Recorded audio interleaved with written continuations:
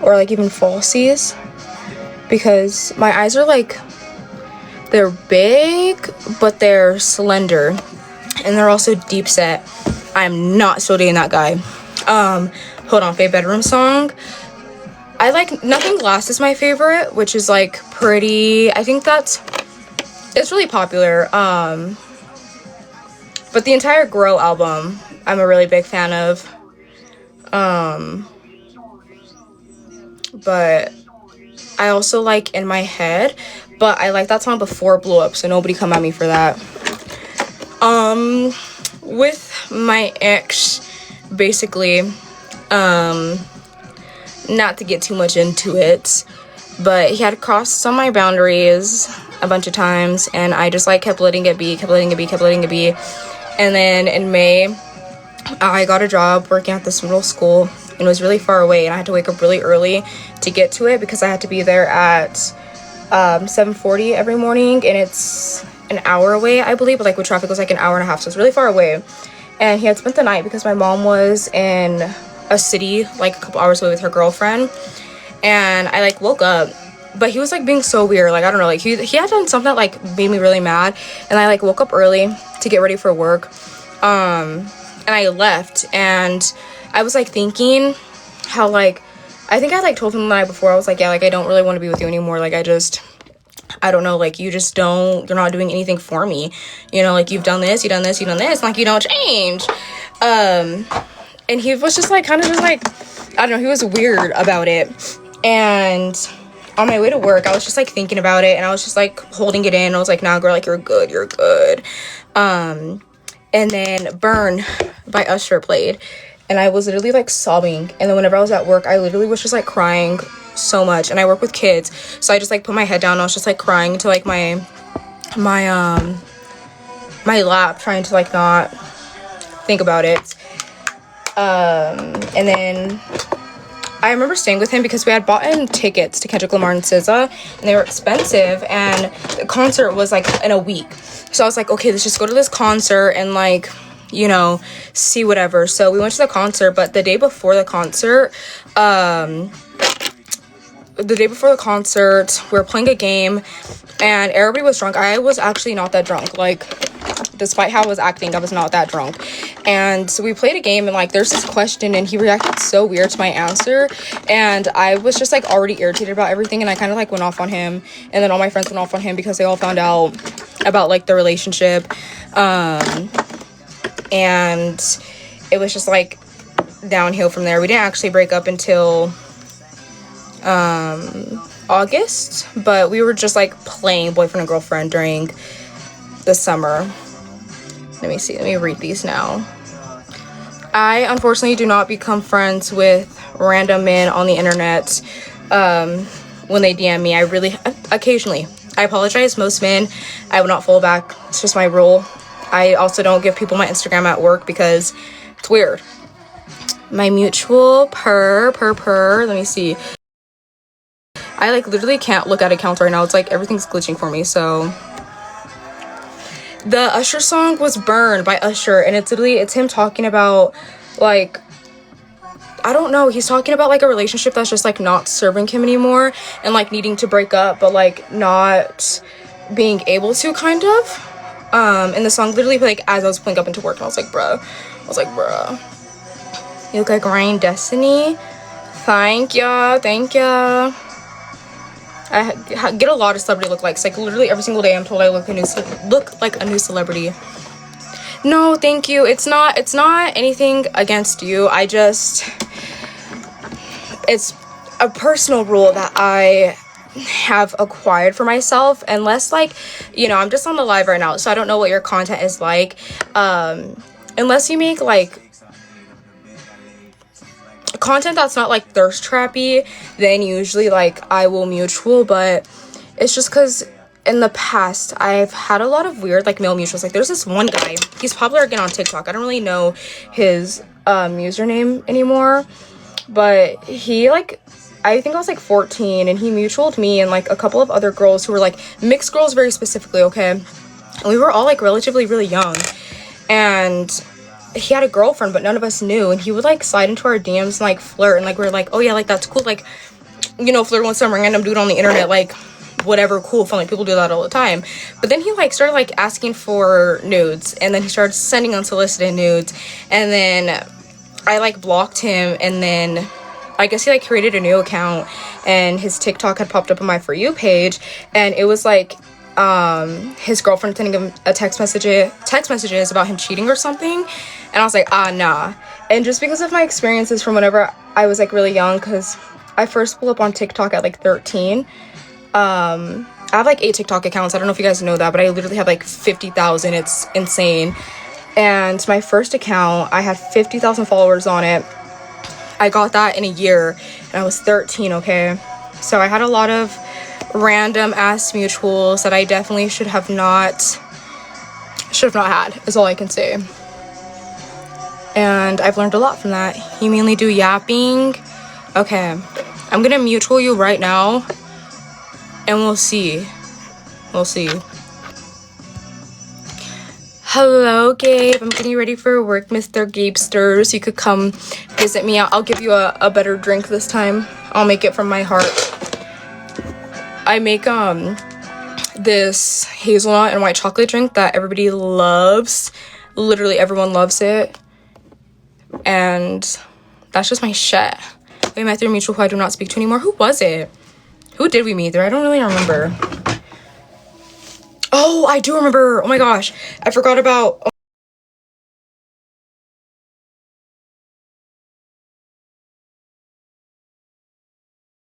So big now, girl. Your friends are glad to have you playing in the car. Oh my god, that's so funny. Yesterday, you know, New Year's Eve, me and my friends were real drunk. We were just at my house, and we made a TikTok to SZA, and I was like, we're gonna go listen to music in my car. And I have a bunch of videos of us just like for like 3 hours just listening to music in my car. So I don't know what my gas looks like right now. That's a really good question. But I'm a shift lead at work, and I'm always on aux because of that. And it's so funny because I have such just like, my music taste is all over the place. So I end up satisfying everybody pretty much whenever I'm on aux. It was the same at Dutch Bros too. But at Dutch Bros, they like low-key, they got on our ass about it. They're like, you can only play music from the company approved Pandora playlist. And it was like literally, I kid you not, like Kids Bop covers, bro. Like, please get serious with yourself for a second. Bro, this curl. Anytime my curl falls on my face like that, I think about that Shawn Mendes and Zayn Malik meme where like Zayn like wore his hair like this, and then Shawn Mendes like was like on the red carpet like then I don't know, some other time with like the little string in front of his head, and he looked like shit. I do not work at Swig. I work at a bikini barista place local in my city. I would work at Swig though. Seems interesting. Actually, I probably wouldn't. I hate making dirty sodas because those things explode.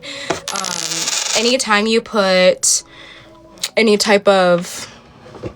Oh my god, my hair product was not closed. Oh shoot.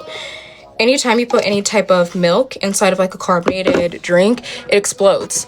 And I try telling people that all the time and nobody listens to me. That's why like at Dutch Bros, if you ever get like a soda or a Red Bull or whatever, and you get milk in it or some type of oh my god, my English, or some type of soft top or anything, it's probably gonna explode on you.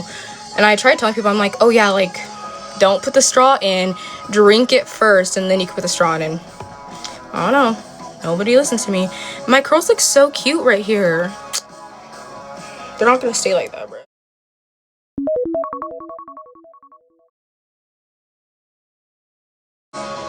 I like low-key woke up this morning still drunk. But I got the most sleep I've gotten in a while. I just like I don't sleep really. So but it was a little good slumber. I fell asleep watching an edit of freaking Marlon and Yana, bro.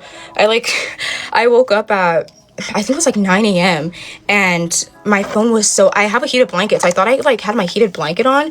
Dude, my phone was so hot. And it was just like, I woke up because the song was blasting and I was like, bro, I was like, hopefully I didn't send somebody that. Hopefully, like, I don't know, like, My phone was on for 6 hours. My fault.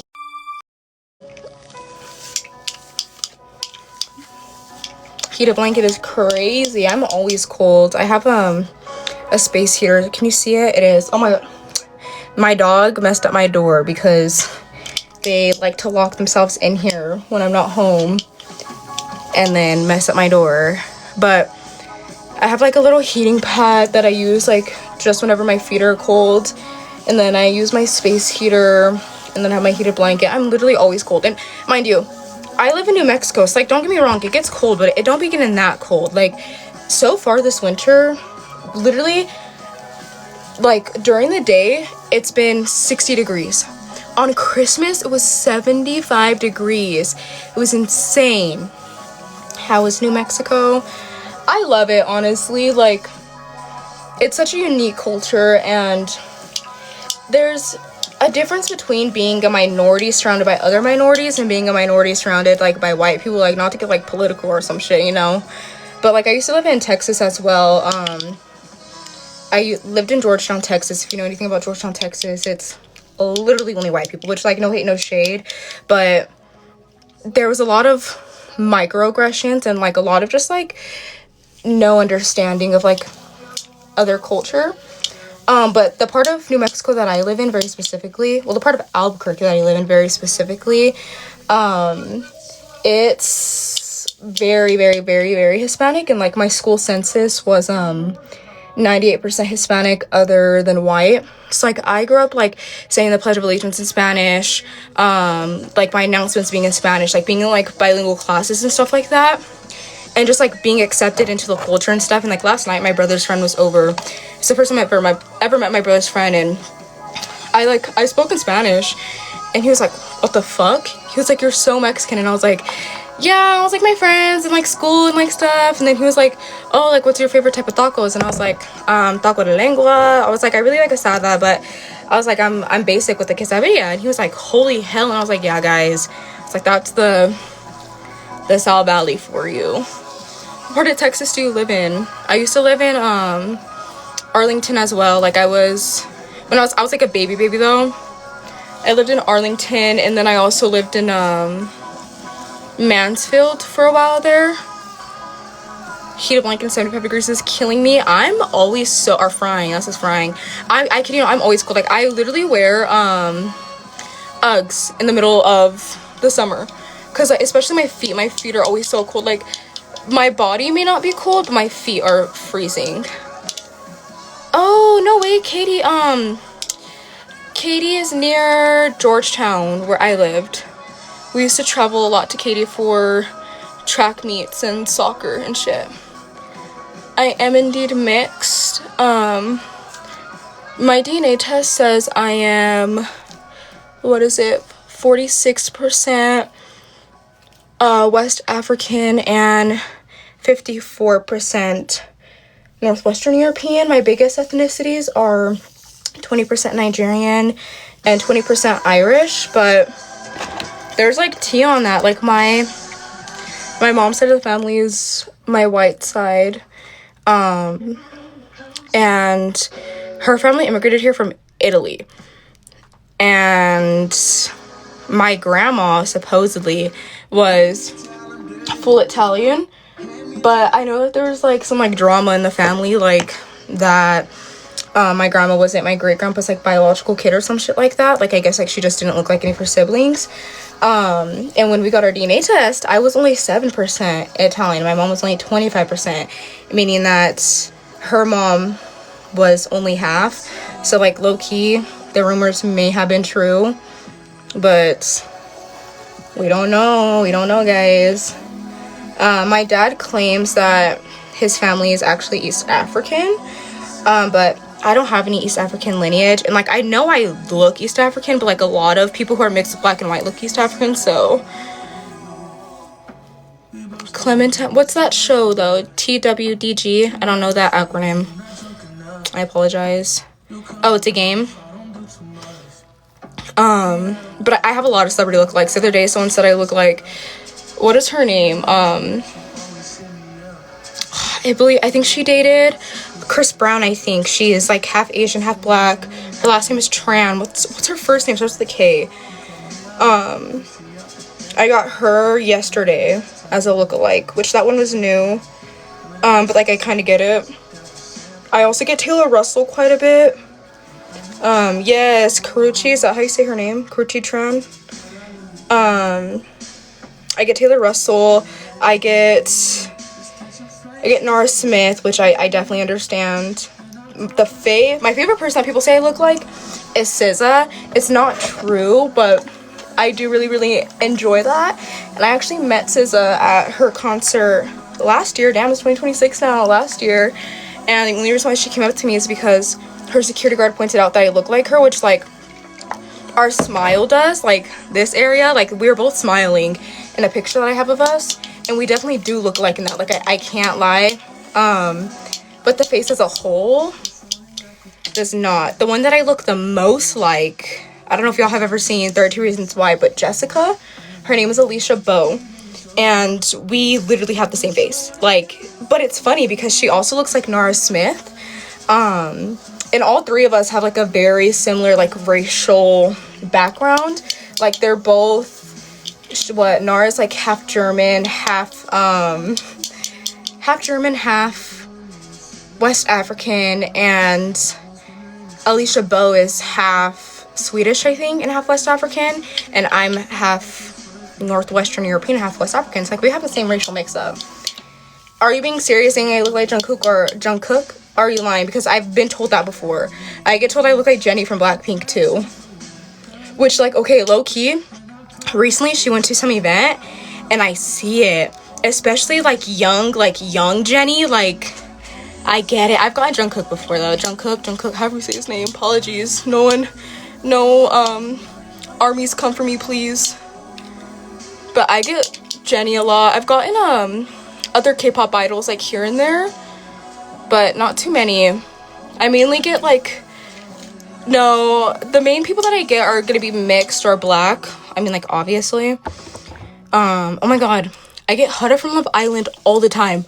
I kid you guys not, Huda from Love Island, like, oh my god, I can't even explain to you guys the amount of times I've gotten it, and like, I get told like something different every single time. Like sometimes people will be like, oh, it's your eye area, oh, it's your nose and your lips, and it's like, guys, be serious. Like, the thing is too is like, no hate, no shade, but like Huda has a nose job, lip filler, and a chin implant. Like, if I look like Huda, that's like, maybe she look like me, because I don't know. But I get a lot of K-pop idols, definitely. Which is funny because like within my modeling, like the agencies that are the most interested in me are indeed East Asian agencies. And I had a meeting with a Korean agency where they were, so what they looked like, what they put out, what they were looking for, whatever, they wanted tan models between the heights of, I think it was like 5'5" to 5'9", and they wanted curvy but not plus size, and they wanted, what was it, like thin but not skeleton like, I think is like exactly what they put out. And I had a meeting with them because, you know, fit the bill, and they were saying how they were excited that I was black, but like I didn't have black features. Is maybe like the translation was off, but like that's what the translator said was like being said. And they were saying how they were happy that I was diverse, but I had Korean features, and I ended up turning them down because like that was weird. To like say like, I don't know, to say you want me because I'm black but I don't look black is weird. That was weird, and it just like rubbed me the wrong way. And they had asked if they could see my hair straight, and they had really liked it, but I'm not willing to straight, like whenever you do those modeling contracts, they're 3 months.